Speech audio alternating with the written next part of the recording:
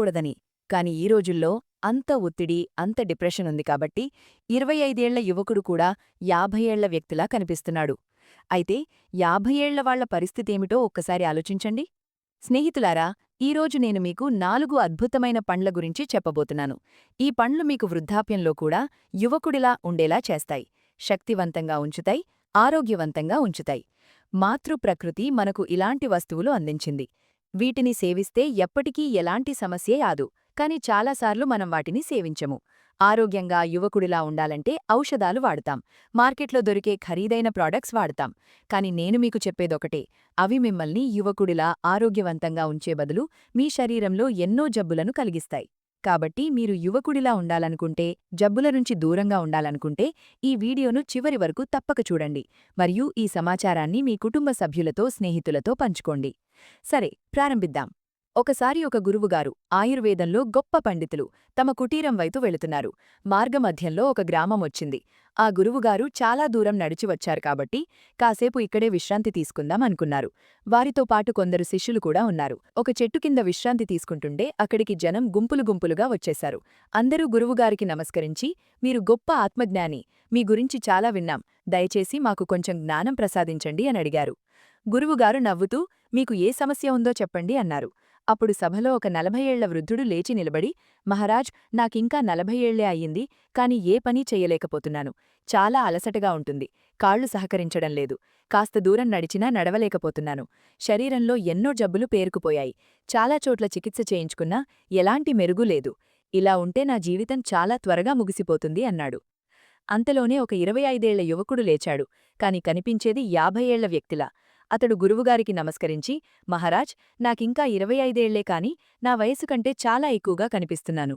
ముఖంపై ముడతలు పడ్డాయి, శరీరంలో శక్తి ఏమాత్రం లేదు, కొద్దిగా పనిచేసినా భలే అలసిపోతాను, ఎప్పుడూ బద్ధకం, ఏ పనిలోనూ మనసుపడదు, ఎప్పుడూ అలిసినట్టు ఫీలవుతాను.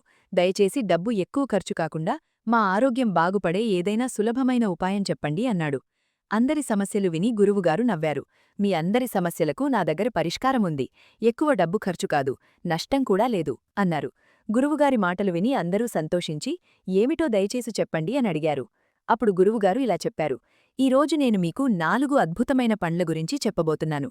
ప్రతి మనిషి కూడా తప్పక తినాల్సినవి, ముఖ్యంగా 50 ఏళ్లు దాటినవాళ్లు. ఈ పండ్లను ప్రతిరోజు సేవిస్తే ఆరోగ్య సమస్యలు రావు, ఎప్పటికీ జబ్బు పట్టదు, ఎప్పుడూ యువకుల్లా ఆరోగ్యంగా దృఢంగా ఉంటారు. ఆ 4 పండ్లేమిటంటే బొప్పాయి, ఎండుద్రాక్ష, నిమ్మకాయ, యాపిల్. ఇప్పుడు మీకు అనిపిస్తుంది కదా, ఈ పండ్లు అంత ముఖ్యమా, వీటిని తింటే ఏం లాభం, ఎవరు తినకూడదు అని అడిగి గురువుగారు వివరంగా చెప్పడం మొదలుపెట్టారు. మొదట బొప్పాయి. 50 ఏళ్ల తర్వాత బొప్పాయి జీవందాయిని ఔషధంలాంటిది, ప్రకృతి యొక్క అమూల్య బహుమతి. బొప్పాయిలో vitamin C, vitamin A, fibre, minerals పుష్కలంగా ఉన్నాయి. వయసు పెరిగే కొద్దీ జీర్ణ వ్యవస్థ బలహీనపడుతుంది. బొప్పాయిలోని పపేన్ అనే ఎంజైమ్ జీర్ణక్రియను బలపరుస్తుంది. ఆహారంలోని పోషకాలు సులభంగా శోషించబడతాయి.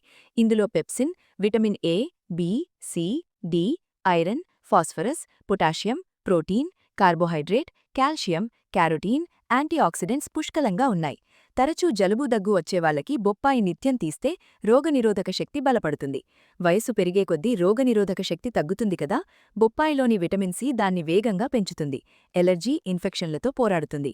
వృద్ధాప్యంలో చర్మం పొడిబారుతుంది, ముడతలు పడతాయి. బొప్పాయిలోని విటమిన్ ఏ మరియు పపేన్ ఆ సమస్యలతో పోరాడి చర్మాన్ని సహజంగా అందంగా ఉంచుతాయి. బొప్పాయిలోని లైకోపీన్ అనే యాంటీఆక్సిడెంట్ క్యాన్సర్ ప్రమాదాన్ని తగ్గిస్తుంది. క్యాన్సర్ చికిత్స చేయించుకుంటున్న వాళ్లకి కూడా చాలా మేలు. రెండవది యాపిల్. రోజూ ఒక యాపిల్ తింటే డాక్టర్ దూరంగా ఉంటారు అన్నారు కదా, 50 ఏళ్లు తర్వాత యాపిల్ అతి ముఖ్యం.